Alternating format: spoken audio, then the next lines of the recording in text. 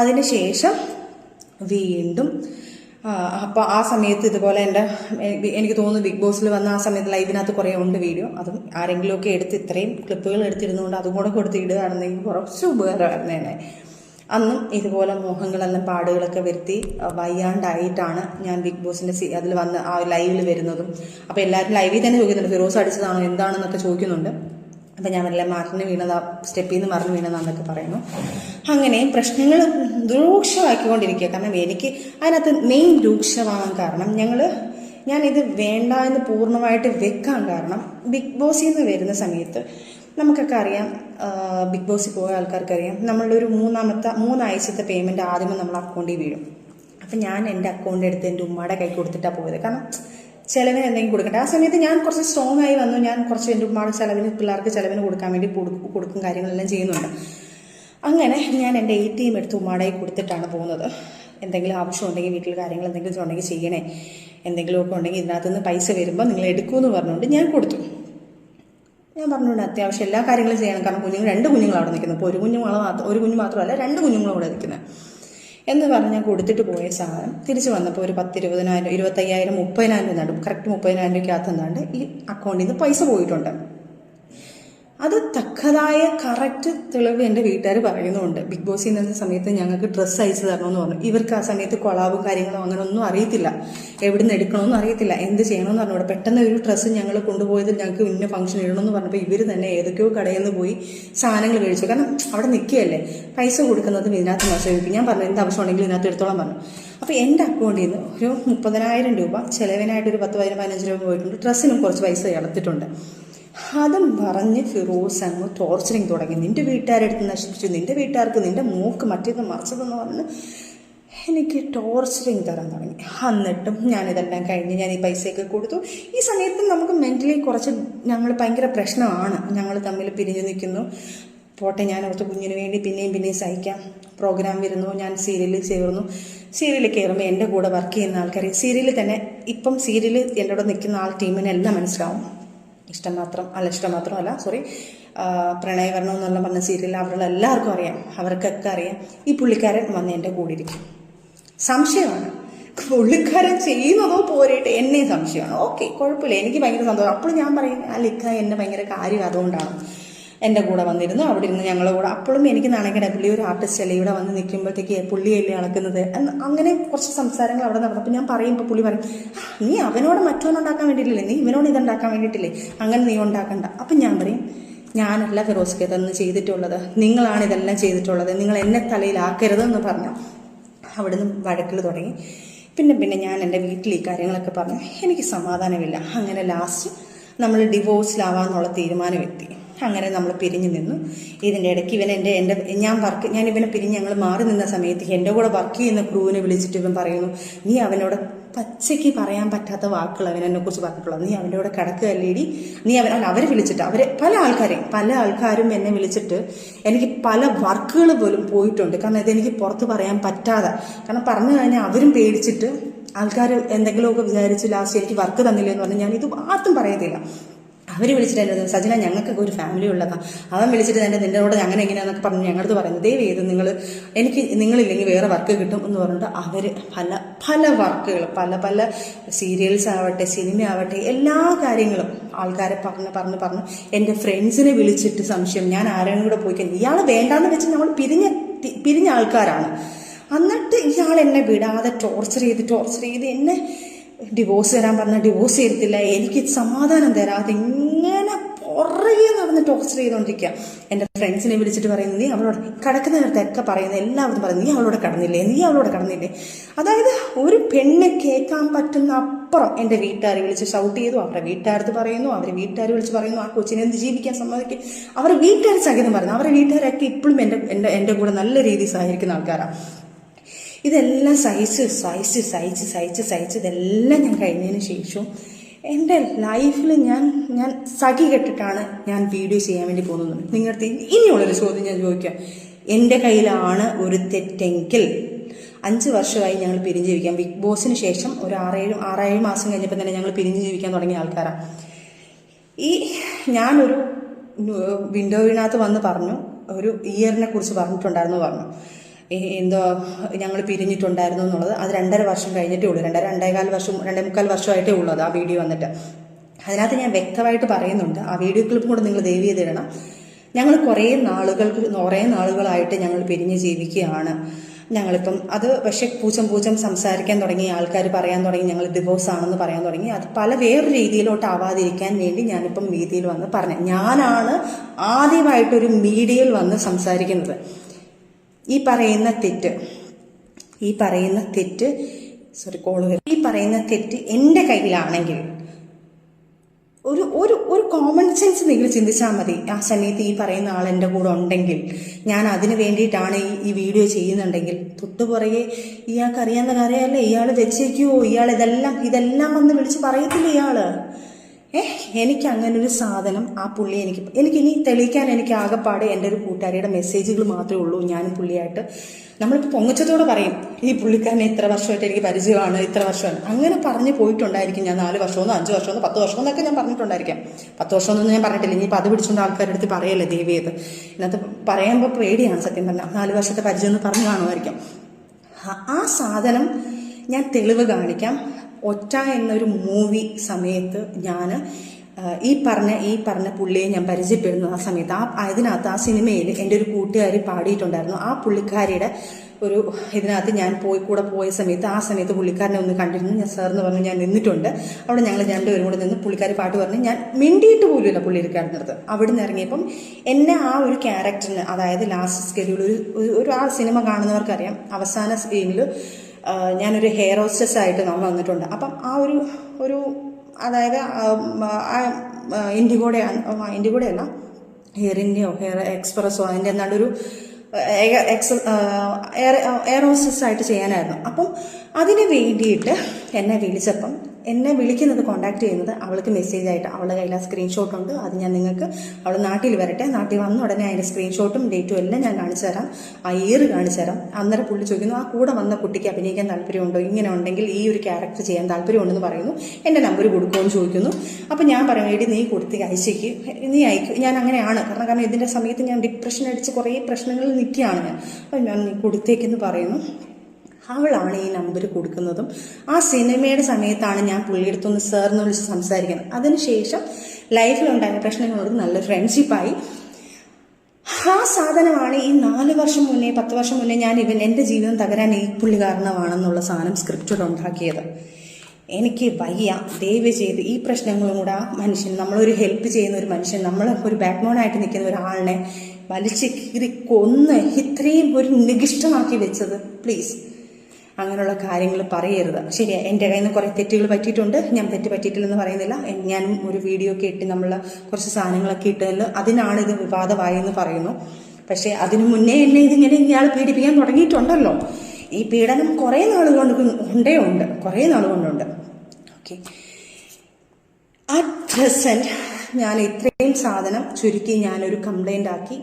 ഇനി പറയാൻ പോകുന്ന കാര്യങ്ങൾ വരെ ഇവൻ നല്ലതാണെങ്കിൽ ഓക്കെ, എന്നെക്കുറിച്ച് പറയാൻ ഞാൻ അങ്ങനെ നടക്കുന്നു, ഞാൻ ഇങ്ങനെ നടക്കുന്നു. ഇവൻ എനിക്ക് ഡിവോഴ്സ് തന്നിട്ടില്ലായിരുന്നു. ഇവൻ ഡിവോഴ്സ് തരാമെന്ന് പറഞ്ഞു. ലാസ്റ്റ് ഞാൻ പറഞ്ഞു, എനിക്ക് ടോർച്ചറിങ് കഴിഞ്ഞിട്ട് ഞാൻ പറഞ്ഞു, എൻ്റെ കൊച്ചിനെ ടോർച്ചർ ചെയ്തതും എന്നെ ടോർച്ചർ ചെയ്യുന്നത് ഇതെല്ലാം ഞാനൊരു വീഡിയോ ആക്കി ഞാൻ പുറത്ത് പറയാൻ പോവാം. ഞാൻ പറയാത്തൊരു കാര്യം എൻ്റെ മോനെ ഓർത്ത് മാത്രം. ഇത് കുഞ്ഞുങ്ങൾക്ക് ഭയങ്കര ബാധിക്കും, ഈ കുഞ്ഞുങ്ങൾക്ക് ബാധിക്കും എന്ന് പറഞ്ഞുകൊണ്ടാണ് ഞാൻ ഇത്രയും നാൾ അയാൾക്ക്, കാരണം ഞാൻ പറയാൻ ഇയാളെക്കുറിച്ചുള്ള കുറ്റങ്ങൾ ഞാൻ വെളി വന്ന് പറയാത്തത്, ഞങ്ങൾ ഈ പിരിഞ്ഞു എന്നുള്ളത് പറയാത്ത കാരണം, ഞങ്ങൾ ഇന്ന കാരണമാണെന്ന് ഞാൻ പറയാത്തൊരു കാരണം, അവനും അവൻ്റെ പപ്പായ നാളെ സ്കൂളിൽ വരുമ്പം അവൻ്റെ പപ്പ കാണാൻ വരുന്നു. അവനടുത്ത് ഞാനൊന്നും പറഞ്ഞിട്ടില്ല, എൻ്റെ കുഞ്ഞിന് പപ്പ എന്ന് പറഞ്ഞ ജീവന. അപ്പോൾ ഈ കുഞ്ഞിനെ പപ്പ കൊണ്ടാക്കാൻ പോകുമ്പോൾ എടാ നിൻ്റെ പപ്പ ഇന്നാണക്കല്ലേടാ എന്ന് പറയരുത് എന്ന് പറഞ്ഞ് പേടിച്ചിട്ടാണ് ഞാൻ ഇതൊന്നും വെളിയിൽ പറയാതെ ക്ഷമിച്ച് ഇത്രയും ആയത്.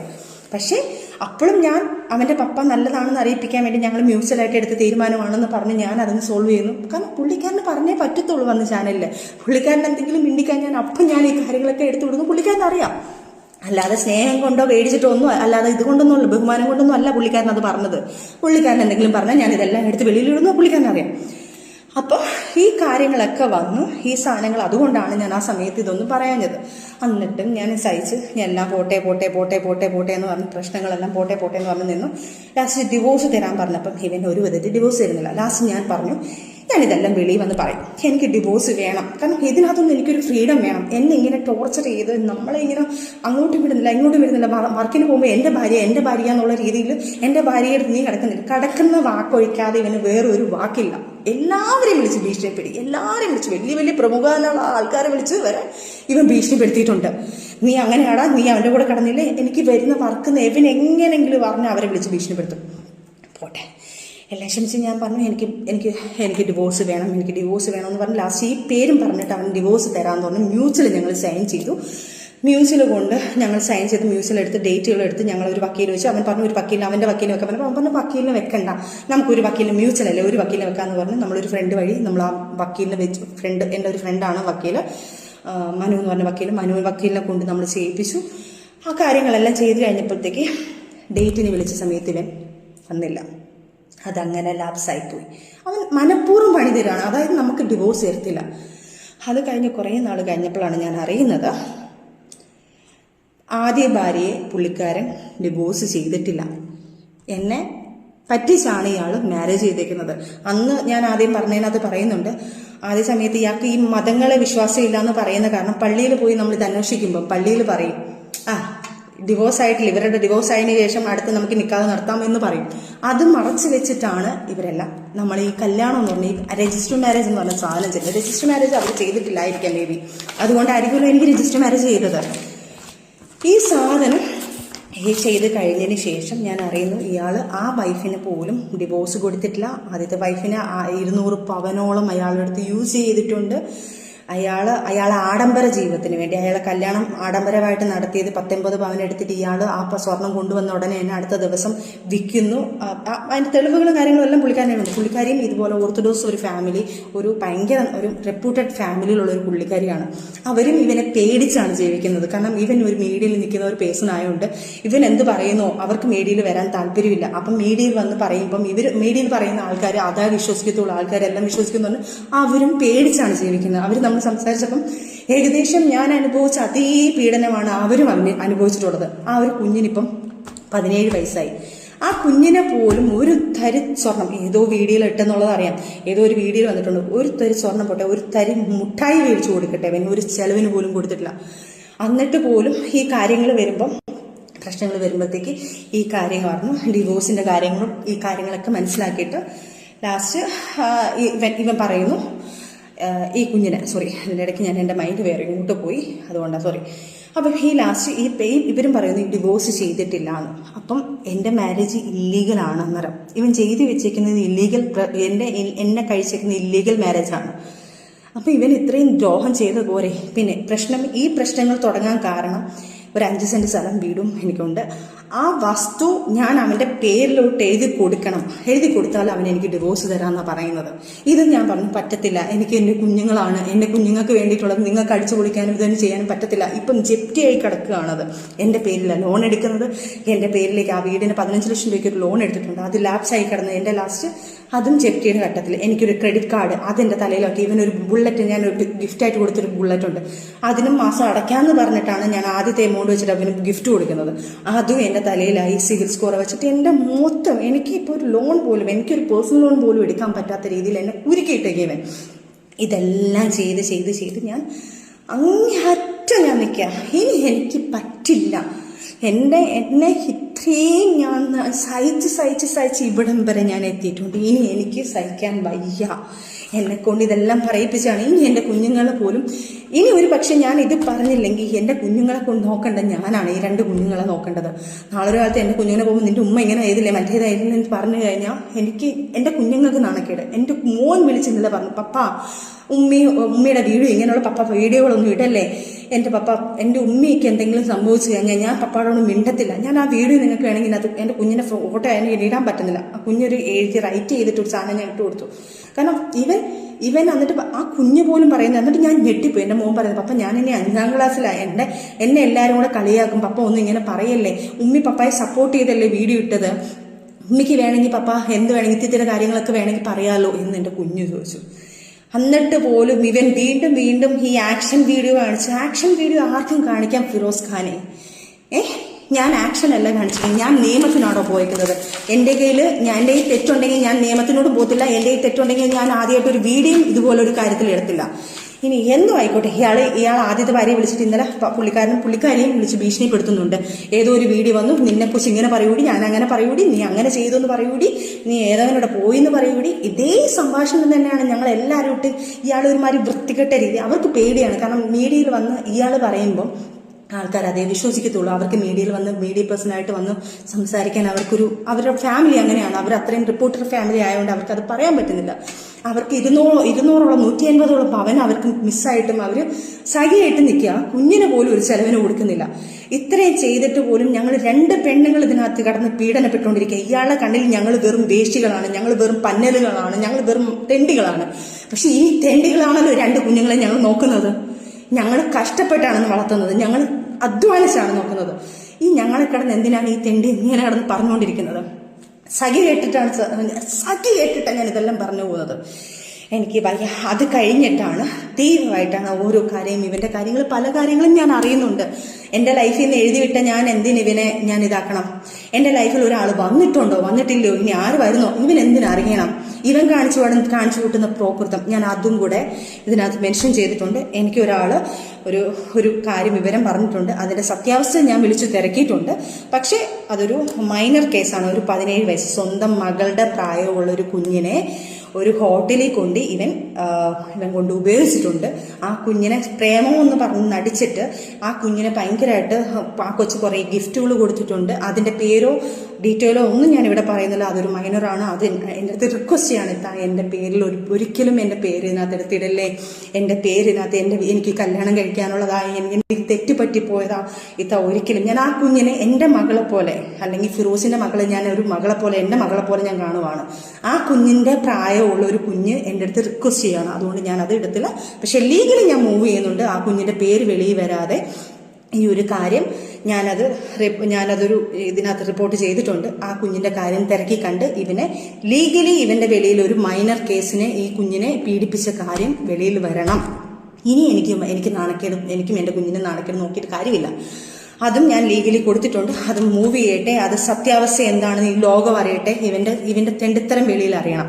അതുപോലെ തന്നെ ഒരു ബിഗ് ബോസ് കണ്ടസ്റ്റന്റ് ഇവന്റെ കൂടെ ബാംഗ്ലൂര് ഇവൻ കഞ്ചാവ് അടിച്ച് നടന്ന് ആ പെൺകുട്ടിയും കൂടെ കഞ്ചാവ് അടിച്ച് ഇവൻ ഭയങ്കര ആർമാദിച്ച് അങ്ങനെ ഭയങ്കര രീതിയിൽ ഒരു ഹോട്ടൽ റൂം എടുത്ത് അവളെ യൂസ് ചെയ്തൊരു കാര്യമുണ്ട്. ഞാൻ ആ പുള്ളിക്കാരിക്ക് മെസ്സേജ് അയച്ചിട്ടുണ്ട്. ഞാൻ ആ പുള്ളിക്കാരിയുടെ ഡീറ്റെയിൽ ഇപ്പം പറയാതെ ഞാൻ പുള്ളിക്കാരിയോട് സംസാരിക്കണം. എനിക്ക് ഡീറ്റെയിൽ വേണം. ഞാൻ കാര്യങ്ങൾ പറയാം. പുള്ളിക്കാരിയുടെ പുള്ളിക്കാരി മാപ്പെന്ന് പറയട്ടെ. അല്ലെങ്കിൽ എന്നെ വിളിച്ചിട്ടില്ലെങ്കിൽ ആ പുള്ളിക്കാരി ആരാണെന്നും ആ ബിഗ് ബോസ് കണ്ടസ്റ്റന്റ് എന്നറിഞ്ഞ ആരാണെന്നും ഞാൻ ഇനിയും പറയും. അത് ആ പുള്ളിക്കാരിയും കൂടെ ഞാൻ വെളിയിലെടുത്തിട്ടുണ്ട് കരുതി വരും. അതേപോലെ തന്നെ ഒരു ആയുർവേദ ഡോക്ടറുകാരിയെ വിളിച്ചിട്ട് ഈ കൊച്ചിനെ ഇതേപോലെ മാരേജ് എന്നൊക്കെ പറഞ്ഞുകൊണ്ടാണ് ഇയാൾ ഇത് ചെയ്യുന്നത്. മാരേജ് ചെയ്യാം എന്നൊക്കെ പറഞ്ഞ് ഫിസിക്കൽ യൂസ് ചെയ്തതിന് ശേഷം അയാൾ തലയിലായെന്നറിയുമ്പം ഇയാൾ നൈസിനെ അവരെയും തേച്ചു. അവരും മാനസികമായിട്ട് ഇപ്പം ദുബായിലെന്നാണ്ട. അത് കഴിഞ്ഞ് വേറൊരു പുള്ളിക്കാരി, അങ്ങനെ കുറേ. അതേപോലെ തന്നെ നിങ്ങൾക്കറിയാമെന്ന് പറഞ്ഞിട്ട് ഷിയാസിന്റെ ഒരു കേസിൽ ഒരു സംഭവം നടക്കുന്നുണ്ടായിരുന്നല്ലോ ഒരു പുള്ളിക്കാരിയുടെ. ആ പുള്ളിക്കാരിയായിട്ട് ഇയാളും ഭയങ്കര അഫെയർ ആയിരുന്നു. അതും ഞാൻ കണ്ടുപിടിച്ചിട്ടുള്ളതാണ്, ആ കഥയിലുള്ളതാണ് തന്നെയാണ്. ആ പുള്ളിക്കാരിയും ഇതുപോലെ തന്നെയാണ് ഈ കാര്യങ്ങളൊക്കെ വന്നിട്ടുണ്ട്. അങ്ങനെ ഒരു കിൻഡിൽ പെണ്ണുങ്ങളുമായിട്ട് ഇയാൾ ഫിസിക്കൽ റിലേഷൻഷിപ്പിലായി. അയാൾ ചതിച്ചു പോയ ആഫ്റ്റർ ഞങ്ങൾ മാറി നിന്നതിന് ശേഷം ഇപ്പം വരെ ഞങ്ങൾ ഡിവോഴ്സ് ആയിട്ടില്ല. ഡിവോഴ്സ് ആവാനുള്ള കാരണം ഇയാൾ എനിക്ക് ഡിവോഴ്സ് തരുന്നതുമില്ല. ഇപ്പോൾ ഇല്ലീഗൽ മാരേജാണ് ഇയാൾ എന്നെ ചെയ്തേക്കുന്നത്. അതെല്ലാം നിയമങ്ങളായിട്ട് നടക്കട്ടെ ഈ കാര്യങ്ങളെല്ലാം. അപ്പം ഇതുവരെ നടന്ന കാര്യങ്ങൾ, ഈ ബാക്കിയുള്ള കാര്യങ്ങളൊക്കെ ഞാൻ പുറകെ വരുന്നുണ്ട്. ഇയാൾ പല ആൾക്കാരെയും വിളിച്ച് പൈസ ചോദിച്ച് ഭീഷണിപ്പെടുത്തുന്നുണ്ടെന്ന് ഞാൻ അറിയുന്നുണ്ട്. അപ്പം ഭീഷണിയാണ് ഇയാളുള്ളത്. ഇയാൾക്ക് പണത്തിന് വേണ്ടിയിട്ടാണ് ചെയ്യുന്നത്. അതേപോലെ തന്നെ ഇയാളുടെ കൂടെ നിൽക്കുന്ന ഒരു മീഡിയക്കാരനാണ്. ആ മീഡിയക്കാരൻ്റെ പേര് ഞാനിപ്പോൾ പറയുന്നില്ല. എൻ്റെ ഇത് വെച്ചിട്ടാണ് ഞാൻ പറയാത്തത്. അയാളുമായിട്ട് ഒരു 6-7 മാസം മുന്നേ ഇത് വെൽ പ്ലാൻഡ് ആണ്. ഇങ്ങനൊരു സംഭവം ക്രിയേറ്റ് ചെയ്തെടുക്കണം, ഇങ്ങനൊരു പ്രശ്നം ഉണ്ടാക്കണം, ഇവരുടെ ഇടയ്ക്ക് പ്രശ്നം ഉണ്ടാകും, ഈ ഒരു സാധനം പൊട്ടിത്തെറിക്കും, ആ സമയത്ത് ഈ സാധനങ്ങൾ ചെയ്യും. ഇവരുടെ കൂടെ നിന്ന ഒരു സുഹൃത്ത് തന്നെയാണ് നമുക്കിതെല്ലാം പറഞ്ഞു തന്നിരിക്കുന്നത്. തെളിവ് സഹിതമാണ് നമുക്കിതെല്ലാം കിട്ടിയിരിക്കുന്നത്. ഇതൊന്നും എന്നെക്കൊണ്ട് എൻ്റെ കയ്യിൽ നിന്ന് പോയതിന് ശേഷം ഉണ്ടായതൊന്നും എനിക്കൊന്നും പ്രശ്നമില്ല. കാരണം അതിനു മുന്നേ എനിക്ക് ഫിറോസിനെ അറിയാം, എന്താണെന്നും എനിക്കറിയാം. അത് എനിക്കൊരു പ്രശ്നമേ അല്ല. പക്ഷെ ഇങ്ങോട്ട് കയറി അതിന് ശേഷം വീണ്ടും അപ്പോൾ ആ സമയത്ത് ഇതുപോലെ എനിക്ക് തോന്നുന്നു ബിഗ് ബോസിൽ വന്ന ആ സമയത്ത് ലൈവിനകത്ത് കുറേ ഉണ്ട് വീഡിയോ. അതും ആരെങ്കിലുമൊക്കെ എടുത്ത് ഇത്രയും ക്ലിപ്പുകൾ എടുത്തിരുന്നുകൊണ്ട് അതും കൂടെ കൊടുത്ത് ഇടുകയാണെന്നെങ്കിൽ കുറച്ച് ഉപകാരമായിരുന്നേനെ. അന്നും ഇതുപോലെ മോഹങ്ങളെല്ലാം പാടുകളൊക്കെ വരുത്തി വയ്യാണ്ടായിട്ടാണ് ഞാൻ ബിഗ് ബോസിൻ്റെ അതിൽ വന്ന് ആ ലൈവിൽ വരുന്നതും. അപ്പോൾ എല്ലാവരും ലൈവിൽ തന്നെ ചോദിക്കുന്നുണ്ട് ഫിറോസ് അടിച്ചതാണോ എന്താണെന്നൊക്കെ ചോദിക്കുന്നുണ്ട്. അപ്പം ഞാൻ വല്ല മറിഞ്ഞ് വീണതാ, സ്റ്റെപ്പിൽ നിന്ന് മറിഞ്ഞ് വീണതാന്നൊക്കെ പറയുന്നു. അങ്ങനെ പ്രശ്നങ്ങൾ രൂക്ഷമാക്കിക്കൊണ്ടിരിക്കുക. കാരണം എനിക്ക് അതിനകത്ത് മെയിൻ രൂക്ഷമാകാൻ കാരണം ഞാനിത് വേണ്ട എന്ന് പൂർണ്ണമായിട്ട് വെക്കാൻ കാരണം ബിഗ് ബോസിൽ നിന്ന് വരുന്ന സമയത്ത് നമുക്കൊക്കെ അറിയാം, ബിഗ് ബോസിൽ പോയ ആൾക്കാർക്കറിയാം, നമ്മളൊരു മൂന്നാഴ്ചത്തെ പേയ്മെൻറ്റ് ആദ്യമേ നമ്മൾ അക്കൗണ്ടിൽ വീഴും. അപ്പം ഞാൻ എൻ്റെ അക്കൗണ്ട് എടുത്ത് എൻ്റെ ഉമ്മയുടെ കൈ കൊടുത്തിട്ടാണ് പോയത്. കാരണം ചിലവിന് എന്തെങ്കിലും കൊടുക്കട്ടെ. ആ സമയത്ത് ഞാൻ കുറച്ച് സ്ട്രോങ് ആയി വന്നു. ഞാൻ കുറച്ച് എൻ്റെ ഉമ്മയുടെ ചിലവിന്, പിള്ളേർക്ക് ചിലവിന് കൊടുക്കാൻ വേണ്ടി കൊടുക്കും കാര്യങ്ങളെല്ലാം ചെയ്യുന്നുണ്ട്. അങ്ങനെ ഞാൻ എൻ്റെ ATM എടുത്ത് ഉമ്മയുടെ കൊടുത്തിട്ടാണ് പോകുന്നത്.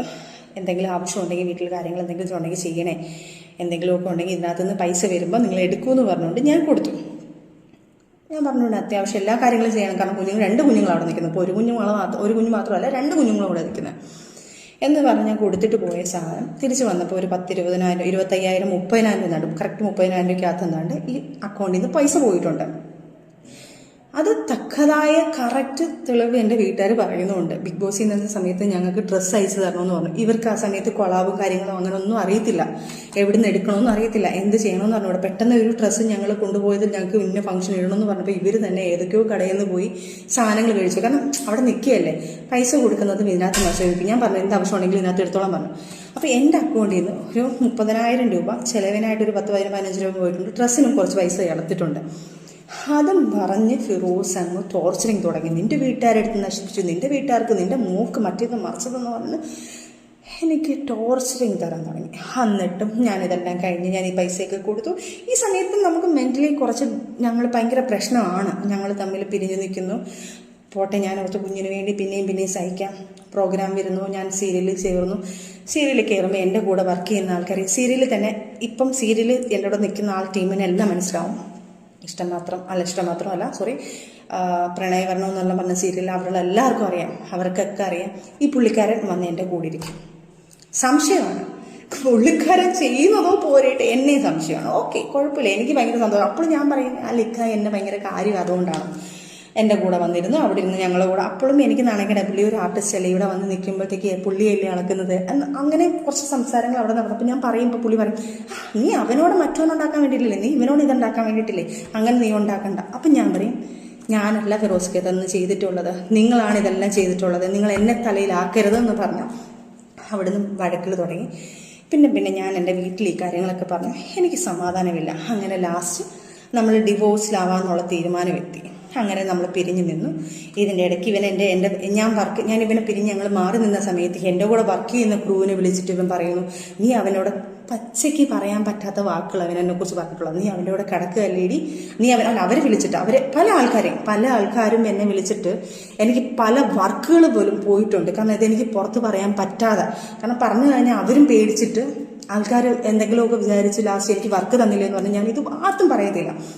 അവർ വിളിച്ചിട്ട് എൻ്റെ സജന ഞങ്ങൾക്കൊക്കെ ഒരു ഫാമിലി ഉള്ളതാണ്, അവൻ വിളിച്ചിട്ട് നിന്നോട് അങ്ങനെ എങ്ങനെയാണെന്നൊക്കെ പറഞ്ഞ് ഞങ്ങളത് പറയുന്നത്, ദയവ് ചെയ്ത് നിങ്ങളില്ലെങ്കിൽ വേറെ വർക്ക് കിട്ടും എന്ന് പറഞ്ഞിട്ട് അവർ പല വർക്കുകൾ പല സീരിയൽസ് ആവട്ടെ, സിനിമ ആവട്ടെ, എല്ലാ കാര്യങ്ങളും ആൾക്കാരെ പറഞ്ഞ് എൻ്റെ ഫ്രണ്ട്സിനെ വിളിച്ചിട്ട് സംശയം, ഞാൻ ആരെയും കൂടെ പോയി കഴിഞ്ഞാൽ ഇയാൾ വേണ്ടാന്ന് വെച്ച് നമ്മൾ പിരിഞ്ഞ ആൾക്കാരാണ്.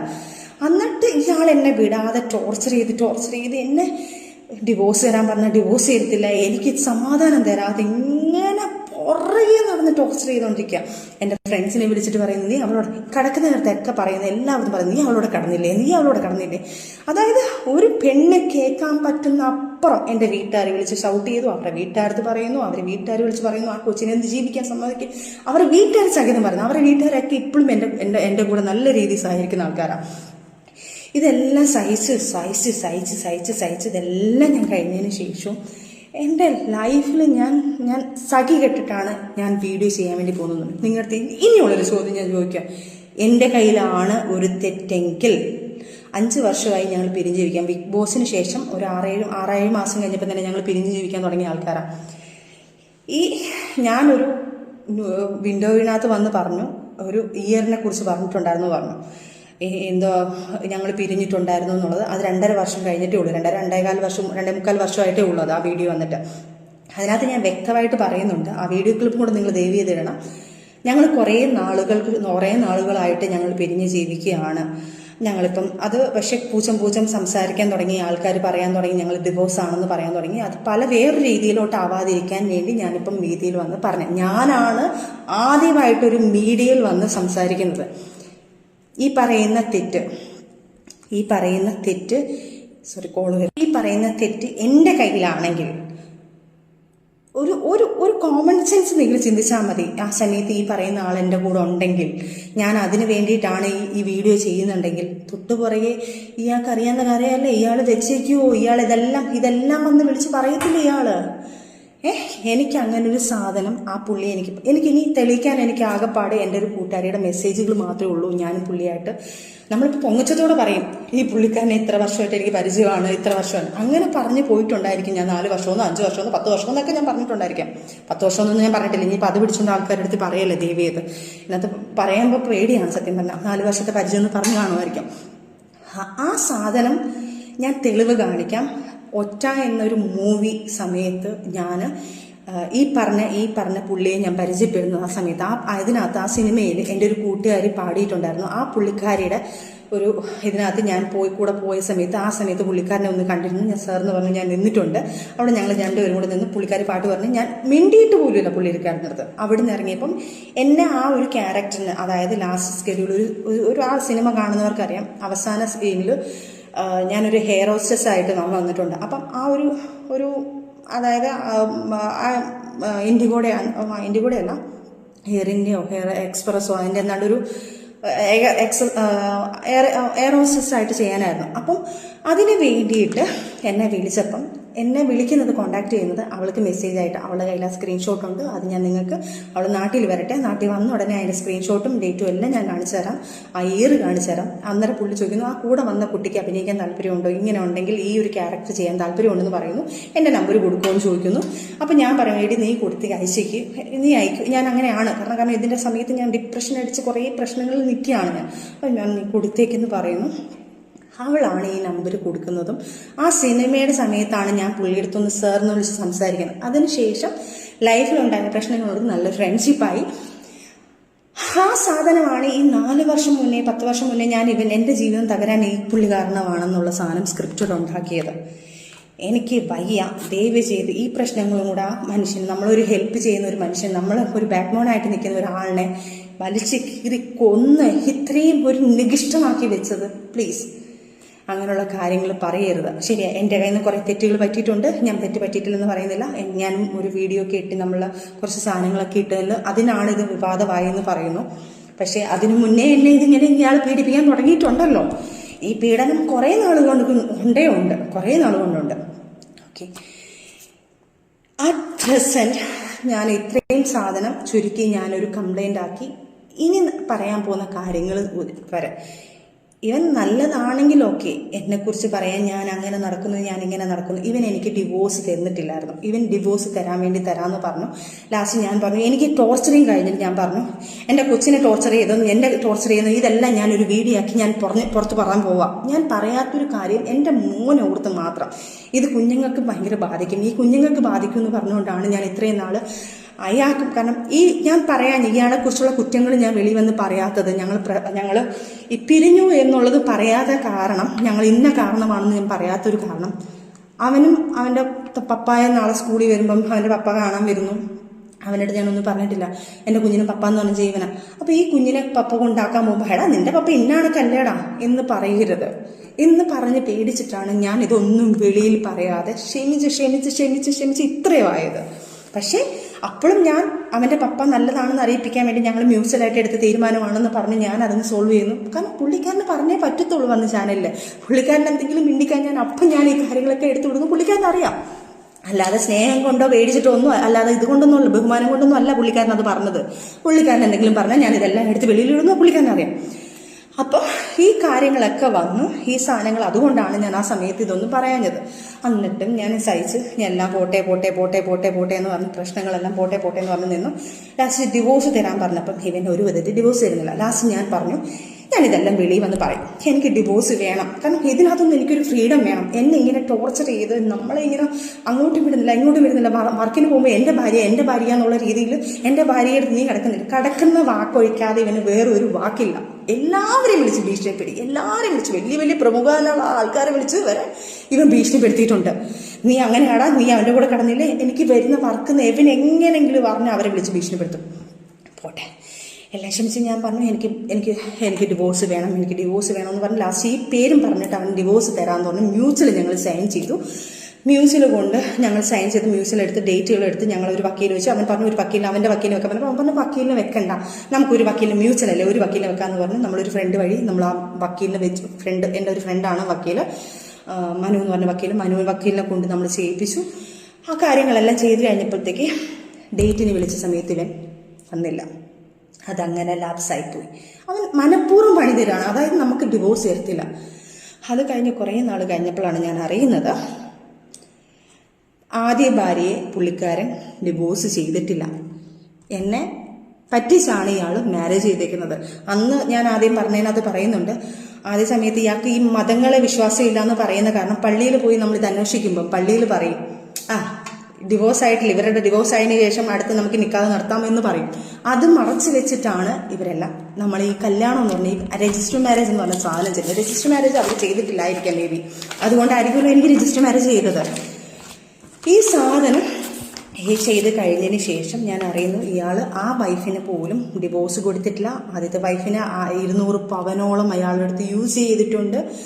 അയാൾ ആഡംബര ജീവിതത്തിന് വേണ്ടി അയാളെ കല്യാണം ആഡംബരമായിട്ട് നടത്തിയത് 19 പവൻ എടുത്തിട്ട് ഇയാൾ ആ സ്വർണം കൊണ്ടുവന്ന ഉടനെ തന്നെ അടുത്ത ദിവസം വിൽക്കുന്നു. അതിൻ്റെ തെളിവുകളും കാര്യങ്ങളും എല്ലാം പുള്ളിക്കാരിയുണ്ട്. പുള്ളിക്കാരിയും ഇതുപോലെ ഓർത്തഡോക്സ് ഒരു ഫാമിലി, ഒരു ഭയങ്കര ഒരു റെപ്യൂട്ടഡ് ഫാമിലിയിലുള്ള ഒരു പുള്ളിക്കാരിയാണ്. അവരും ഇവനെ പേടിച്ചാണ് ജീവിക്കുന്നത്. കാരണം ഇവൻ ഒരു മീഡിയയിൽ നിൽക്കുന്ന ഒരു പേഴ്സൺ ആയതുകൊണ്ട് ഇവൻ എന്ത് പറയുന്നോ അവർക്ക് മീഡിയയിൽ വരാൻ താല്പര്യമില്ല. അപ്പം മീഡിയയിൽ വന്ന് പറയുമ്പം മീഡിയയിൽ പറയുന്ന ആൾക്കാർ അതാ വിശ്വസിക്കത്തുള്ളൂ, ആൾക്കാരെല്ലാം വിശ്വസിക്കുന്നുണ്ട്.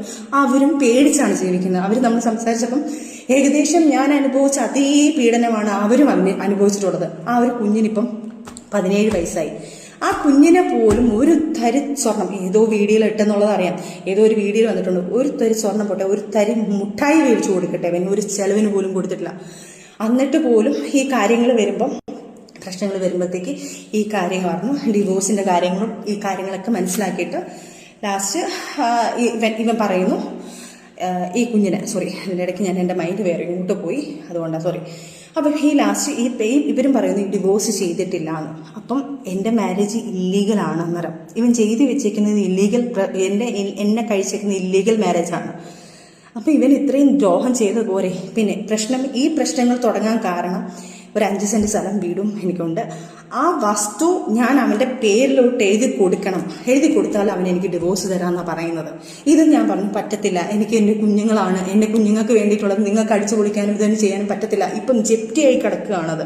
എൻ്റെ പേരിലാണ് ലോൺ എടുക്കുന്നത്, എൻ്റെ പേരിലേക്ക് ആ വീടിന് 15 ലക്ഷം രൂപയ്ക്ക് ഒരു ലോൺ എടുത്തിട്ടുണ്ട്. അത് ലാപ്സായി കിടന്ന് എൻ്റെ ലാസ്റ്റ് അതും ജപ്തിയുടെ ഘട്ടത്തിൽ എനിക്കൊരു ക്രെഡിറ്റ് കാർഡ് അതെൻ്റെ തലയിലാക്കി. ഇവനൊരു ബുള്ളറ്റ്, ഞാൻ ഒരു ഗിഫ്റ്റായിട്ട് കൊടുത്തൊരു ബുള്ളറ്റ് ഉണ്ട്, അതിനും മാസം അടയ്ക്കാമെന്ന് പറഞ്ഞിട്ടാണ് ഞാൻ ആദ്യത്തെ എമൗണ്ട് വെച്ചിട്ട് അവന് ഗിഫ്റ്റ് കൊടുക്കുന്നത്. അതും എൻ്റെ തലയിലായി സിവിൽ സ്കോർ വെച്ചിട്ട് എൻ്റെ മൊത്തം എനിക്കിപ്പോൾ ഒരു ലോൺ പോലും, എനിക്കൊരു പേഴ്സണൽ ലോൺ പോലും എടുക്കാൻ പറ്റാത്ത രീതിയിൽ എന്നെ കുരുക്കിയിട്ടേക്കവൻ. ഇതെല്ലാം ചെയ്ത് ഞാൻ അങ്ങേയറ്റം ഞാൻ നിൽക്കുക. ഇനി എനിക്ക് പറ്റില്ല, എന്നെ ഇത്രയും ഞാൻ സഹിച്ച് ഇവിടം വരെ ഞാൻ എത്തിയിട്ടുണ്ട്. ഇനി എനിക്ക് സഹിക്കാൻ വയ്യ, എന്നെക്കൊണ്ട് ഇതെല്ലാം പറയിപ്പിച്ചാണ്. ഇനി എൻ്റെ കുഞ്ഞുങ്ങളെ പോലും ഇനി ഒരു പക്ഷെ ഞാൻ ഇത് പറഞ്ഞില്ലെങ്കിൽ എൻ്റെ കുഞ്ഞുങ്ങളെ കൊണ്ട് നോക്കേണ്ടത് ഞാനാണ്, ഈ 2 കുഞ്ഞുങ്ങളെ നോക്കേണ്ടത്.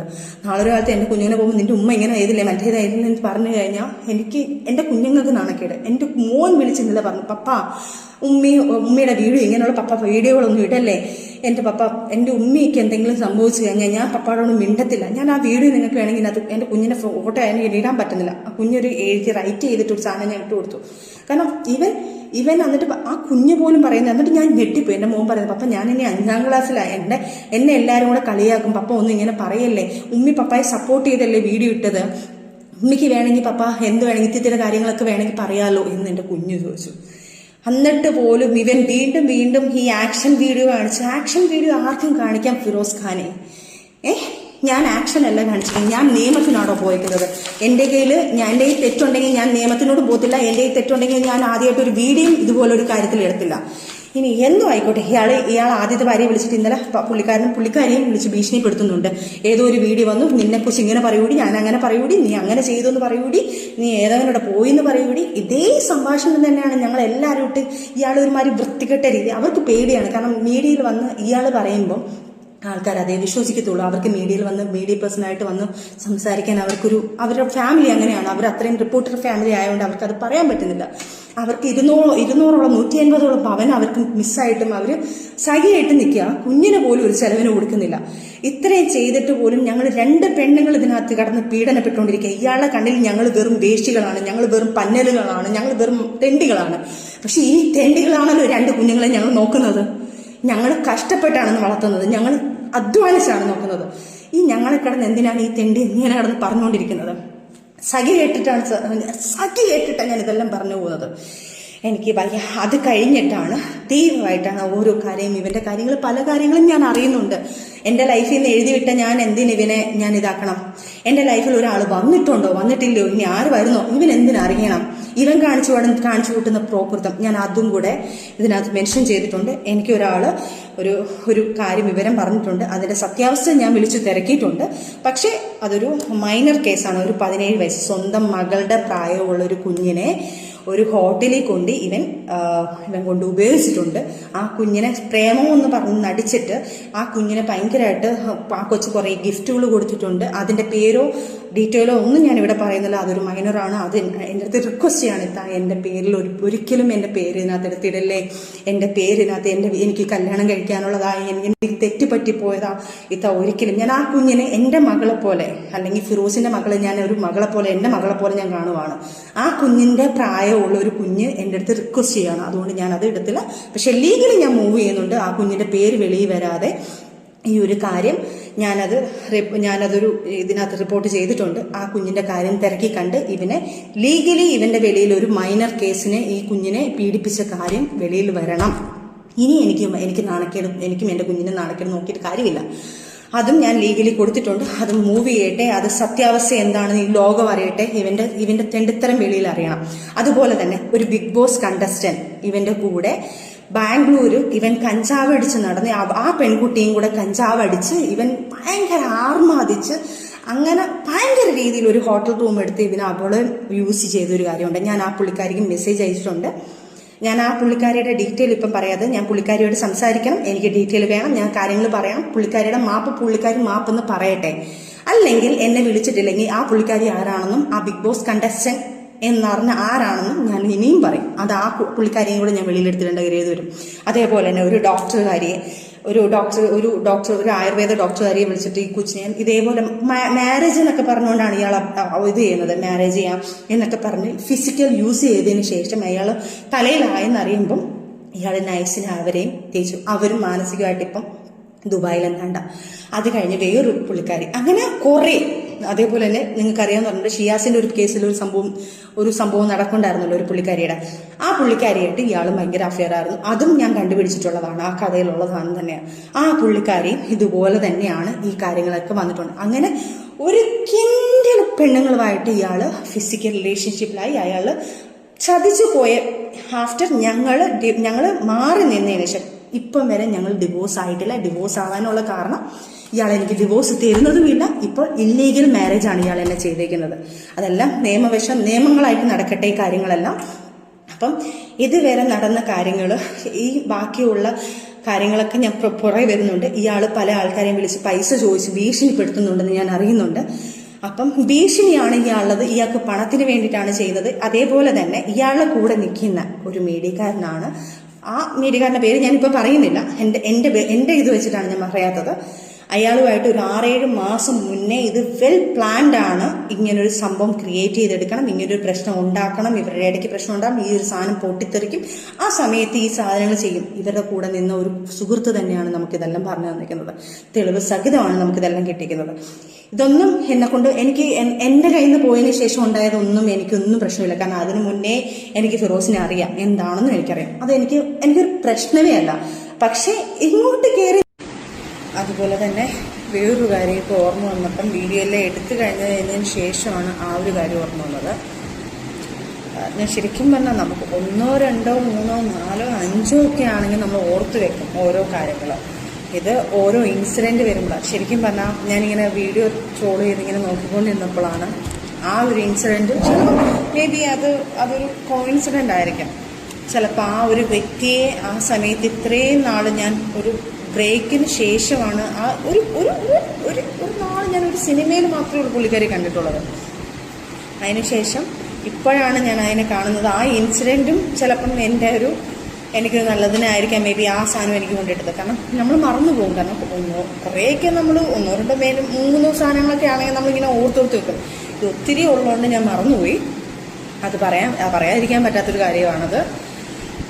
ഞാൻ സൂര്യജോഡി നമ്പർ 1 എന്ന് പറഞ്ഞാൽ സൂപ്പർ ജോഡിയാണോ സൂര്യജോഡിയാണോ എന്ന് പറഞ്ഞൂടെ, നമ്മളുടെ ബഷീർ ബാഷി അങ്ങനെ അവരെല്ലാം ഉള്ള സീസണിൽ എനിക്ക് തോന്നുന്നു അതിനകത്ത് കുറേ ആർട്ടിസ്റ്റുകളുണ്ടായിരുന്നു. മൃദുല ഉണ്ടായിരുന്നു, നമ്മളുടെ ബിഗ് ബോസിലെ നമ്മളുടെ ജിഷിൻ ചേട്ടനുണ്ടായിരുന്നു, പ്രമോദേട്ടനുണ്ടായിരുന്നു. അങ്ങനെ കുറേ ആർട്ടിസ്റ്റുകളുള്ള ഒരു പ്രോഗ്രാമായിരുന്നു. സൂര്യജോഡിയാണോ സൂപ്പർ ജോഡിയാണോ അതിൻ്റെ ഒരു നൈറ്റ് പാർട്ടി ഞങ്ങളെല്ലാം കഴിഞ്ഞിട്ട്, ഞങ്ങളെ ഷൂട്ടെല്ലാം കഴിഞ്ഞിട്ട് നൈറ്റ് പാർട്ടി ഞങ്ങളെല്ലാവരും കൂടെ ഒരു ദിവസം എല്ലാവരും അതിനകത്തുള്ളവരെല്ലാവരും കൂടി ഞങ്ങളെല്ലാവരും കൂടെ അടിച്ചു പൊളിക്കാൻ വേണ്ടി അതിനകത്ത് നിന്നിട്ടുണ്ടായിരുന്നു. അപ്പോൾ ആ അടിച്ചുപൊളിയുടെ ഇടയ്ക്കൊരു ഇൻസിഡൻറ്റ് ഇതുപോലെ ഉണ്ടായിട്ടുണ്ട്. കാരണം ഇതൊക്കെ ഒരു തെളിവാണ്. കാരണം ഇയാളിനി പറഞ്ഞുണ്ടാക്കി ഇതൊക്കെ കള്ളത്തരമാണ്. കാരണം ഇതിനൊന്നും തെളിവെന്ന് പറഞ്ഞു കഴിഞ്ഞാൽ കാണിക്കാൻ ഈ മുറിവുകൾ കാര്യങ്ങളൊക്കെ ഉള്ളൂ. നമ്മൾ വായാൽ പറയുന്ന കാര്യങ്ങളെ നമ്മുടെ കയ്യിലുള്ളൂ. അതുകൊണ്ടാണ് ഇതൊരു തെളിവാണ്. ആ ഇൻസിഡൻറ്റ് പോലും ഞങ്ങളെല്ലാവരും കൂടി ഇങ്ങനെ പാർട്ടിക്ക് ഇരുന്ന് ഞങ്ങളെല്ലാവരും കൂടെ രസമായിട്ട് തമാശയൊക്കെ കളിക്കുന്നു. പെണ്ണുങ്ങളെല്ലാം മറ്റേ ജ്യൂസ് കുടിക്കുന്നു, ആണുങ്ങൾ ഡ്രിങ്ക്സ് കുടിക്കുന്നു. അതിനകത്ത് ഡ്രിങ്ക്സ് കുടിക്കുന്ന ആൾക്കാർ ഡ്രിങ്ക്സ് കുടിക്കുന്നു. അങ്ങനെ കുറേ കാര്യങ്ങൾ നടക്കുന്നുണ്ട് അതിനകത്ത്. നമ്മളെല്ലാവരും കൂടെ ആർട്ടിസ്റ്റുകളെല്ലാവരും എൻജോയ് ചെയ്യുന്നൊരു ടൈം. എല്ലാവരും കൂടെ ഷൂട്ടൊക്കെ കഴിഞ്ഞ് നമ്മളുടെ എക്തിക്സ് ഷൂട്ടൊക്കെ കഴിഞ്ഞ് നമ്മളിരിക്കുകയാണ്. ആ സമയത്ത് ഇതുപോലൊരു ഇൻസിഡൻറ്റ് ഞങ്ങളെല്ലാം ഇങ്ങനെ കട്ടിലൊക്കെ എല്ലാവരും കൂടെ മിക്സ് ഓഫ് ആയിട്ടിരിക്കുന്നു. ചിലവർ അകത്ത് കയറി സിഗരറ്റ് വലിക്കുന്നു. അതുപോലെ ചിലവർ വന്ന് ഇങ്ങനെ അങ്ങനെ ഓരോ കാര്യങ്ങളും അതിനകത്ത് ആൾക്കാർ അതിനകത്ത് വേറെ അനാവശ്യങ്ങളൊന്നും വന്നിട്ടില്ല കേട്ടോ. അതിനകത്തുണ്ടെങ്കിൽ അതിനകത്തുള്ള ആൾക്കാരെല്ലാം ഡ്രിങ്ക്സ് കുടിക്കുന്നുണ്ട്, സിഗരറ്റ് വലിക്കുന്നുണ്ട്. അല്ലാതെ അതിനകത്ത് ഒരു അനാവശ്യമില്ല. ഇനിയിപ്പോൾ ഞാൻ സിഗരറ്റ് വലിക്കുന്നു എന്ന് പറയുമ്പോൾ അത് വേറെ എന്തെങ്കിലും ആൾക്കാരെ കൂട്ടി പറയണ്ട എന്ന് പറയാൻ വേണ്ടിയിട്ടാണ്. അപ്പം പോന്നു വരുന്നു. അപ്പം ഞാൻ ഇങ്ങനെ നമ്മളെല്ലാം തമാശ പറഞ്ഞാൽ ഞങ്ങളെല്ലാം ചിരിച്ചുകൊണ്ടിരുന്നപ്പം ജിഷിൻ ചേട്ടൻ ഇവരൊക്കെ എന്നെ ഇങ്ങനെ നോക്കിയിട്ട്, ഒരു പക്ഷേ ജിഷിൻ ചേട്ടനൊക്കെ ഇത് വെളിയിൽ വന്ന് പറയുമെന്ന് തോന്നുന്നു. ആ ഇൻസിഡൻറ്റ് എല്ലാവരും കൂടി ഇങ്ങനെ സ്റ്റക്കായിട്ട് നോക്കാം. അപ്പം ഞാനിതെന്താ നോക്കിയിട്ട് ഞാൻ നോക്കിയിട്ട് ഞാൻ കറക്റ്റ് കണ്ണാടിയിൽ കാണും. ബാത്റൂമിൻ്റെ ഒരു സൈഡിൽ ഇവിടെ ഈ സൈഡിലൊരു അലമാരി ഇരിപ്പുണ്ട്. അലമാരിയുടെ ഡോർ ഇങ്ങനെ ഓപ്പണായി കിടക്കുകയാണ്. ഈ സൈഡിൽ ഓപ്പണായി കിടക്കുമ്പോൾ ഇതിനകത്തുള്ള മിററിൽ നിന്ന് നേരെ നമ്മൾ ആ ബാത്റൂമിലോട്ട് റിഫ്ലക്റ്റ് ചെയ്ത് ഇങ്ങനെ കാണാൻ പറ്റും. ഇങ്ങനെ അത് എനിക്ക് അവിടെ പറഞ്ഞാൽ മനസ്സിലാവും. ചിലപ്പോൾ നമ്മളിങ്ങനെ കാണുമ്പോൾ ആ കണ്ണാടി കൂടെ ബാത്റൂം കാണാൻ പറ്റുന്നത്. അപ്പോൾ ഈ പുള്ളിക്കാരി ആരാന്ന് ഞാൻ പറയുന്നില്ല. അത് ആ ടീമിന് എല്ലാവർക്കും അറിയാം. ഈ പുള്ളിക്കാരിയും ഫിറോസ് ഖാനും കൂടെ അവിടെ നിന്നിട്ട് സിഗരറ്റ് വലിച്ചിട്ട് കൊടുക്കുന്നു, ഫ്രഞ്ച് അടിക്കുന്നു. ഇതാണ് ഞാൻ കാണുന്നത്. അത് ആ സമയത്താണ് ഞാൻ കണ്ടിട്ട് കുറച്ച് നേരം ഞാൻ സ്റ്റക്കായി നിൽക്കുന്നത്. ഇവരെല്ലാവരും എന്നെ നോക്കുന്നു. ഒരു നിമിഷം ഞാൻ ബ്ലാങ്കായിട്ട് പെട്ടെന്ന് ചാടിപ്പോയി. ഞാൻ അവിടെ പ്രശ്നം ഉണ്ടാക്കുന്നു. അവിടെ കിടന്ന് ഭയങ്കര കരച്ചിലും ബഹളവും ഓരോ കാര്യങ്ങളും ഞാൻ അവിടെ ഉണ്ടാക്കി. ഞാൻ അവിടെ നിന്ന് ഇറങ്ങി അടിച്ച് കുടിച്ച് കിടന്നു. അതായത് കെട്ടിപ്പിടി ഫ്രഞ്ച് അടിച്ചുകൊണ്ടിരിക്കും അവർ. ഇതെല്ലാം ചെയ്തിട്ടും അവിടുന്ന് ഞാൻ ഇറങ്ങി. ലാസ്റ്റ് മൃദുല എൻ്റെ കൂടെ വർക്ക് ചെയ്ത അമ്മുവിൻ്റെ കൂടെയാണ് ഞാൻ ചാർജ് ഇരുന്നത്. അപ്പം അങ്ങനൊരു ഇൻസിഡൻറ്റും അവിടെ ഉണ്ടായിട്ടുണ്ടായിരുന്നു. അപ്പോൾ എനിക്കൊന്ന് മൃദുലയുടെ റൂമിലാണ് ഞാൻ കരഞ്ഞു പിടിച്ച് ഞാൻ പോയി കിടന്നതും. രാവിലെ വീണ്ടും ഇതുപോലെ കാല് പിടിച്ച് മാപ്പ് പറയലും കാര്യങ്ങളും ഒക്കെ പറയുന്നു. അത് പറ്റിപ്പോയതാണെന്ന് പറയുന്നു. അങ്ങനെ ഒത്തിരി ഇത് തുടക്കകാലത്ത് ഇങ്ങനെ കുറേ കാര്യങ്ങൾ ഇൻസിഡൻറ്റ് ഉണ്ടായി. എനിക്കൊന്ന് മേ ബി ആ ഇയർ നോക്കുമ്പോൾ അറിയാം. സൂര്യജോഡിയൊക്കെ എനിക്ക് തോന്നുന്നൊരു 7-8 വർഷം മുന്നേ, 8-7 വർഷം അത്രേ ആയിട്ടേ ഉള്ളൂ. ആ സമയത്താണ് ഈ പറഞ്ഞ ഇൻസിഡൻറ്റ് ഉണ്ടായത്. ഇതിന് തെളിവിന് ജിഷിൻ ചേട്ടനെയോ എനിക്ക് തോന്നുന്നു ഇവരൊക്കെ ഒത്തിരി പേരുണ്ടായിരുന്നു. നമ്മളുടെ പ്രമോദേട്ടൻ ഇവരൊക്കെ പറയുമെന്ന് എനിക്കറിഞ്ഞൂടാ. ഫിറോസിനെ പേടിച്ചിട്ട് പറയുമെന്ന് എനിക്കറിയത്തില്ല. ഈ ഇൻസിഡൻറ്റും ഉണ്ടായിട്ടുണ്ട്. അങ്ങനെ പല ഇൻസിഡൻസും ഇയാൾ കാരണം ഇയാളെപ്പോലെ ഇതുപോലത്തെ കാര്യങ്ങൾ ഞാൻ ഇയാളുടെ പൊക്കിയിട്ടുണ്ട്. ഒത്തിരി ഇതുപോലെ ഒത്തിരി ഉണ്ട്. ഞാനിപ്പോൾ ഓർത്തുകൊണ്ട് അതും കൂടെ ഞാനിപ്പോൾ എനിക്കറിയത്തില്ല. ഗോഡ് പ്രോമിസ് ഞാൻ ആ കുട്ടിയെ കണ്ടത് ഇതിന് ശേഷം ഞാൻ കണ്ടിട്ട് ഇതൊരു മൂവിയിലായിരുന്നു. അതിനുശേഷം ഇപ്പം ഞാൻ വീഡിയോ എടുത്ത് ഇങ്ങനെ സ്കിപ്പ് ചെയ്തപ്പം എന്തോ എനിക്കറിയത്തില്ല, ആ വീഡിയോ കറക്റ്റ് ആ കൊച്ചിയുടെ വീഡിയോ വന്നു. അപ്പോഴാണ് ഇത് ഈ ഒരു സ്റ്റോറി ഉണ്ടല്ലോ, ഇത് മെയിൻ ഒരു കാര്യമാണ്. ഞാൻ മറന്നിരുന്നു കാരണം കുറേ ഒത്തിരി ഇങ്ങനെ പൊക്കി. പിന്നെ ഒരു കാര്യം, താൻ ഇനി എന്ത് ഞങ്ങളെക്കുറിച്ച് പറഞ്ഞെന്ന് പറഞ്ഞാലും ഇനി അയാൾ പറയാൻ വേണ്ടി പോകുന്നത് ഞങ്ങൾ ദ്രോഹിച്ചു, ഞങ്ങൾ വേറെമാരോട് പോയി, മറ്റന്മാരോട് പോയി, മറിച്ചുമാരോട് പോയി. ഇയാളുടെ ഒരു ഭീഷണിയുണ്ട്. നമ്മളെ കൂടെ നിൽക്കുന്ന വർക്ക് ചെയ്യുന്ന ആൾക്കാരോടെല്ലാം ഞങ്ങൾ അങ്ങനെയാണ് ഇങ്ങനെയാണ്. ഇയാൾ വളർന്ന രീതികളും ഇയാളുടെ മനസ്സിൽ കിടക്കുന്ന കുറേ ട്രോമകളുണ്ട്. ഇതാണ് മറ്റുള്ള പെണ്ണുങ്ങളുടെ തലയിലോട്ട് അടിച്ചേൽപ്പിച്ചുകൊണ്ടിരിക്കുന്ന ഇയാൾ.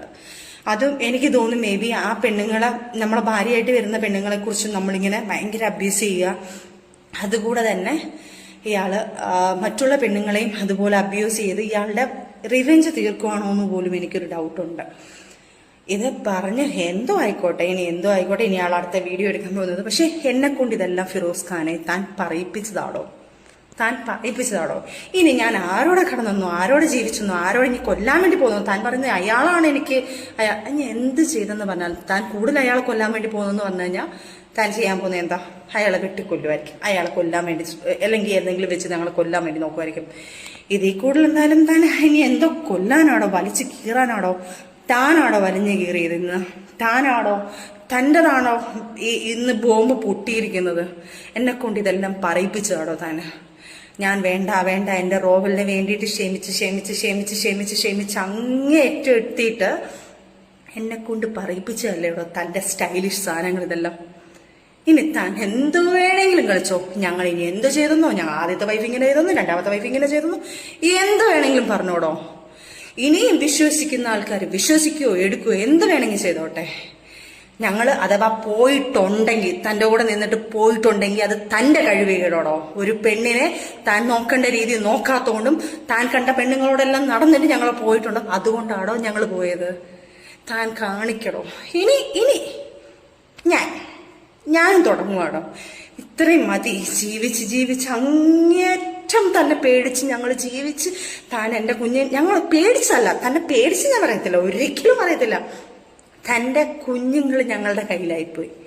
ആ ഒരൊറ്റ കാര്യം കൊണ്ട് ആ കുഞ്ഞുങ്ങൾക്കൊരു പേരുദോഷം ഉണ്ടാവരുതെന്ന് ചിന്തിച്ചുകൊണ്ട് മാത്രമാണോ ഇത്രയും നാൾ ക്ഷമിച്ച് ജീവിച്ചത്? പക്ഷെ ഇനി നിങ്ങളെ ഞങ്ങൾ വലിച്ചു കീറി നിയമത്തിനിട്ട് കൊടുക്കുക. നിയമം ഈ ഇന്ത്യൻ ഒരു പൗരൻ എന്നുള്ള ഒരു, നമ്മൾ ഈ മനുഷ്യനായി പറഞ്ഞ ആൾക്കാർക്ക് ഒരു ഇങ്ങനെ തെറ്റ് കാണിക്കുന്ന ആൾക്കാരെ, ഇത്രയും ക്രൂരമായ തെറ്റ് കാണിക്കുന്ന ആൾക്കാർക്ക് നിയമത്തിന് വിട്ടുകൊടുക്കുക. നിങ്ങൾക്ക് വിട്ടുതരിക. നിങ്ങൾ ഇവനെ എന്താണോ തീരുമാനിച്ചോ.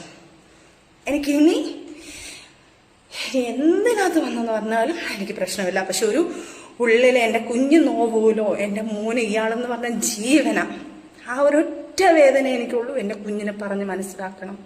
മോനെ പപ്പ പറഞ്ഞിട്ട് കാര്യമില്ല, കുഞ്ഞ് വളരുമ്പോൾ അവൻ മനസ്സിലാക്കട്ടെ. ഈ ഒരൊറ്റ കാര്യം കൊണ്ട് ഞങ്ങൾ നൊന്ത് ഈ പരിവായി. ഇനി വയ്യ, മതിയടോ. തൻ്റെ ബോംബ് കൂട്ടും പൊട്ടിപ്പേരും പട്ടുപേരും എല്ലാം താനിപ്പോൾ ഓരോരുത്തരെ വിളിച്ച് കരയുന്നുണ്ടല്ലോ. ഞാൻ ഇങ്ങനെ ഒരു വീഡിയോ ഇടാൻ പോകുന്നെന്ന് പറഞ്ഞപ്പം ഞാൻ അവളെ ഒന്നും ദ്രോഹിക്കത്തില്ല. എടോ, താൻ ആരെ ദ്രോഹിച്ചാലും താൻ പറയുന്നുണ്ടോ, തൻ്റെ കൂടെ ജീവിച്ച സമയത്ത് നാണം മാനം ഇല്ലേടോ? തൻ്റെ കൂടെ ഇപ്പോഴും താൻ എനിക്ക് ഡിവോഴ്സ് തരാതെ ഇരിക്കുവാടോ? താൻ എന്നെ പുഷിക്കൊണ്ടിരിക്കുക. ആദ്യത്തെ വൈഫിന് ഡിവോഴ്സ് കൊടുക്കാതിരിക്കുക. ഞങ്ങൾക്കൊക്കെ ഞങ്ങളെ കയ്യിൽ നിന്നെല്ലാം മേടിച്ചെടുത്ത് താൻ എന്തോ ഉണ്ടാക്കി? എന്നിട്ട് ഒന്നും ഉണ്ടാക്കിയിട്ടില്ല മനുഷ്യ. നിങ്ങൾ നശിച്ച് ഞങ്ങളെ കൊണ്ട് കഴിഞ്ഞ കാര്യങ്ങളെല്ലാം ഇനി വരട്ടെ. അവര് മീഡിയയിൽ വന്നില്ലേലും അവര് ലീഗലി നീങ്ങും. നിങ്ങളെപ്പോലെ ഒരു വൃത്തികെട്ടവൻ ഇനി എന്തായാലും ജീവിച്ചിരിക്കേണ്ട ലോകത്ത്. നിയമം കൊണ്ട് നിങ്ങളെ വലിച്ചു കീറട്ടെ.